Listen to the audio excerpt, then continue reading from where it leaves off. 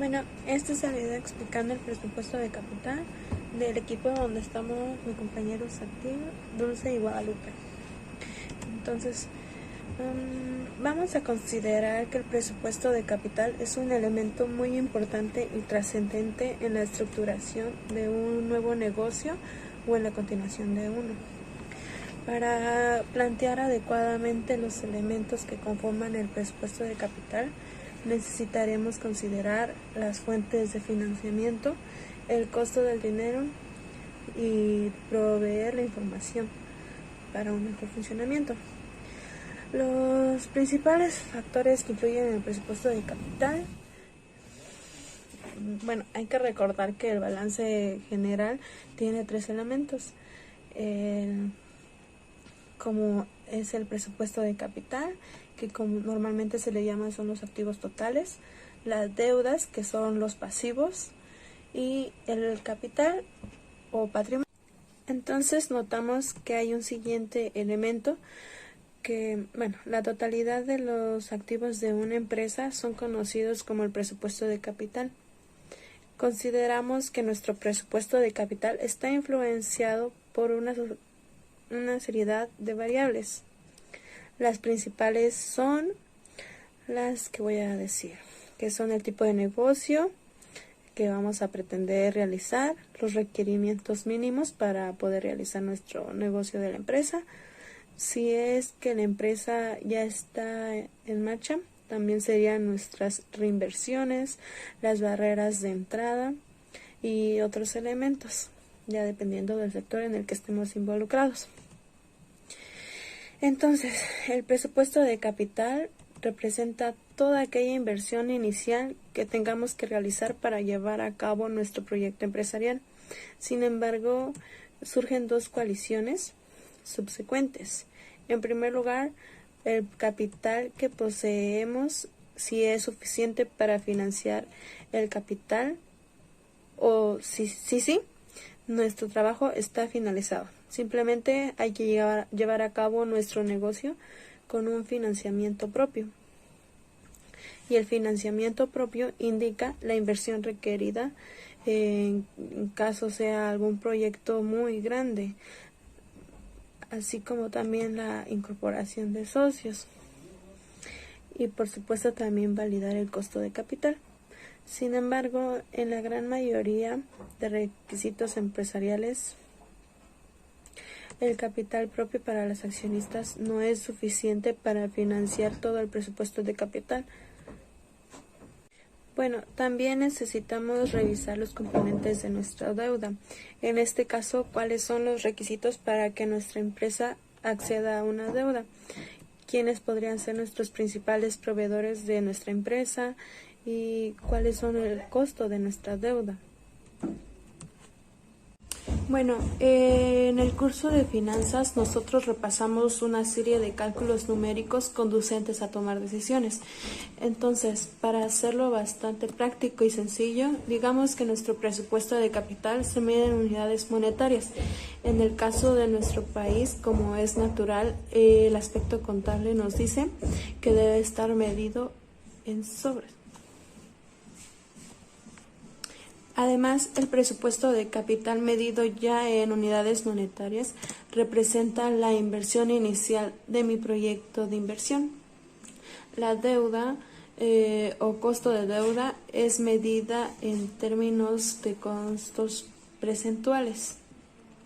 En aplicaciones prácticas para nuestro país deberemos considerar como guía la tasa de conceptivo anual. El capital o patrimonio también es medido en términos porcentuales, en este caso el costo. Se utiliza una serie de criterios para validar el costo de capital. Uno de los más comunes y más utilizados es considerar el costo de capital o el costo de oportunidad de los posibles inversionistas para nuestra empresa.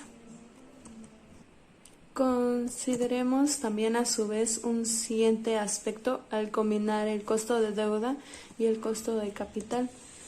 al hacer un promedio pronedaro entre estos dos elementos, nosotros hallamos el siguiente punto. Por algunas siglas que son en inglés, que son WACC. Como en español sería el costo moderado del capital. Bueno, este dato porcentual nos permitirá calcular el beneficio de nuestro proyecto porque es un dato crucial al calcular los elementos como el valor actual neto o compararlos contra índices de rentabilidad como la tasa interna. Bueno, de ahí notaremos que nuestro presupuesto de capital ayuda a determinar nuestra inversión inicial. Esta inversión ayuda a conocer y tener en claro cuál va a ser nuestra relación de deuda capital, y finalmente nuestra deuda capital nos va a ayudar a calcular los costos de financiamiento.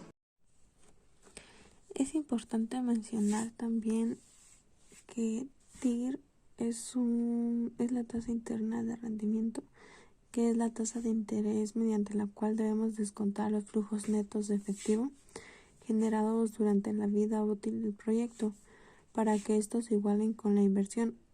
Es decir, que la TIR será aquella tasa de descuento que iguale el valor presente de los ingresos con el valor presente de los egresos. Una de sus ventajas es que nos señala exactamente la rentabilidad del proyecto. También no es necesario determinar una tasa. En general nos conduce a los mismos resultados que el BAN. Sin embargo, la rentabilidad interna considera como tasa de reinversión su valor, a diferencia del BAN, que lo hace el costo del capital. Su desventaja es que en algunos proyectos no existe una sola tasa interna, sino varias, tantos como cambios de signo tenga el flujo neto de efectivo. También el TIR, que es la tasa interna de rendimiento económico, se puede definir como la tasa de interés mediante la cual debemos descontar los flujos netos de efectivo generados durante la vida útil del proyecto para que estos se igualen con la inversión. Es decir, que la TIR será aquella tasa de descuento que iguale al valor presente de los ingresos con el valor que presente de los egresos. También no podemos olvidar mencionar BAN, que es el valor actual neto.